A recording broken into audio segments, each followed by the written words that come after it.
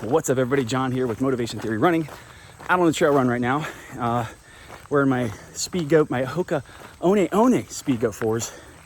And I want to follow up with some of the reviews I've done in the past. Been training a lot in it on the trails, getting wet every single time I run. And I want to share with you some of my thoughts and some of how the shoe has held up since that video that I did about the delamination. So let's get into it.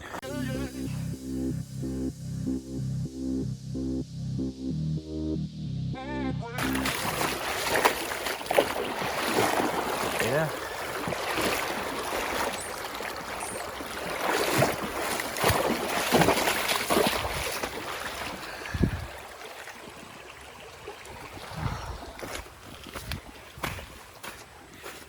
All right, so those of you who have followed this channel and watched a lot of the reviews here, I did a Hoka One Speedgoat 4 review, several of them, by the way, and ultimately I love the shoe. It did really well with getting wet. It did have some delamination issues around the bottom that I've showed you before. Let me show you there. It's hard to see now, but you can kind of see there along the edge. That was disheartening because that happened within the first 20 miles. That has been a common thing for folks. I guess maybe their first round of releases were like that. A lot of people returned them. I decided to keep running in them.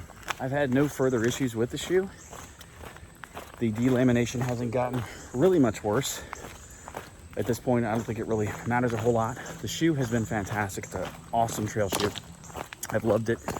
I train in it all the time. It's going to be the shoe that I'm going to be running my 12-hour trail race in. So I'm putting some confidence in the shoe. I'm not even going to be transitioned to any other shoe. I'm just going to run with this one the whole time. And I enjoy it. So the Hoka One Speedgoat 4 shoe, while some iterations, maybe the early releases had some of that delamination issue, and there's been varying degrees of that. People have said the whole top part has come off. I'm just getting it around that little splash guard, whatever you want to call it, around the edge. It's not been an issue since then. So the functionality of the shoe has been fantastic.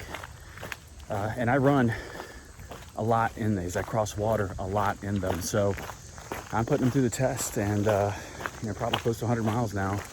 And they've held up and not had any issues. So take that for what it's worth. To kind of follow up with the delamination issue I posted in a previous video. Now there's 3 videos. There's a kind of the trail test, the wet foot test, and kind of where I bring up the issue of the delamination.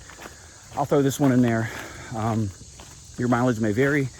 Some people have not had any issues. Some people are saying they're just going to go with Speedgoat 3, which didn't have any issue. So I would be careful. Make sure you get it from Hoka or Running Warehouse or a store that will replace the shoe if it does have that issue. If it doesn't, you're golden. If it does, then you'll be able to return it. And it's been happening pretty quickly within the first 20-25 miles. So you'll know right away. You get it exchanged. Make sure you check on the exchange policy, because it is a great shoe. It really is a good shoe. Other than that, so I'm going to take off here. I got some running to do. I'll talk to you soon. I'll leave you with the videos with the other reviews for the Hoka One Speedgoat 4. Talk to you soon.